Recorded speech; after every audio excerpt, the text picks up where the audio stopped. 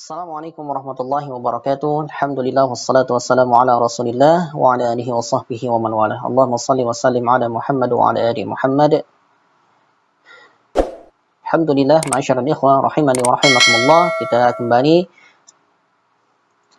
pada pembahasan tentang yaitu tahsinul qiraah, dan insyaallah pada kesempatan yang ke-21 ini kita akan membahas tentang hukum lam ataupun alif lam ta'rif yang kedua, yaitu idgham syamsiyah ataupun alif lam syamsiyah. Ya. Alif lam syamsiyah atau idgham syamsi, kasusnya yaitu apabila terdapat alif dan lam bertemu dengan salah satu huruf yang 14 selain 14 huruf izhar qamari, ya, yaitu terrangkum dalam huruf-huruf ini ataupun terangkum dalam bait tib summa sil rahman tafuz dif da na'am ataupun dif da na'am ni'am da' su'al dhannin zur syarifan lil karam, ya, sebagaimana telah kita bahas yang ini, ya, huruf-hurufnya tib summa sil rahman tafuz dif da ni'am da' su'al dhannin zur syarifan lil karam. Baik, terangkum huruf-huruf idgham asy-syamsi ini dalam bait ini. Atau jika diperinci lagi yaitu seperti ini, huruf-hurufnya yaitu huruf ta, kemudian tha, kemudian sad, ra, ta, dad, kemudian dzal, nun, kemudian da, sa, wa, za, sha, la, ya. Baik, langsung saja ke contoh biar lebih mudah untuk memahami.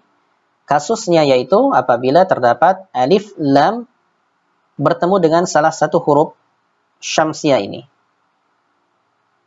Apabila alif dan lam bertemu dengan salah satu 14 huruf ini, ya, ta kemudian sampai lam, maka dibacanya yaitu diidghamkan, ya, dimasukkan kepada huruf berikutnya atau huruf-huruf yang ada di sini, sehingga lamnya tidak ada dan melebur ke dalam huruf berikutnya. Sebagai contoh misalkan an-nas tidak dibaca al-nas, ya, tidak dibaca al-nas tapi an-nas.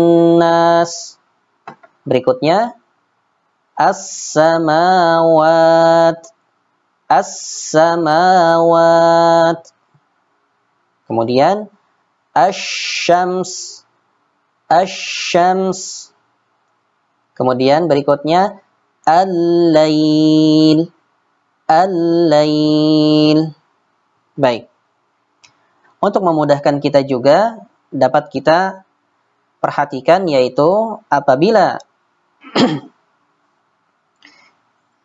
izhar qamari, ya, ataupun al-izhar al-qamari itu biasanya di atas lam berharokat sukun.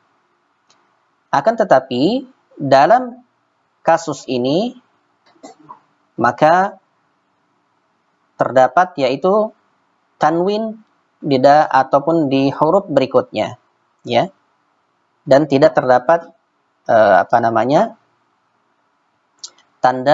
qamariyah karena langsung melebur ke dalam huruf berikutnya. Jadi dibaca asy-syamsu tidak al-syamsu, ya. Lamnya sama sekali tidak dibaca, ya. Jadi misalkan di sini ada waw, dibaca wasyamsi, misalkan wasyamsi, wallaili, wallaili, ya, seperti itu. Jadi langsung melebur ke dalam ataupun ke huruf yang berikutnya, di antaranya yaitu huruf-huruf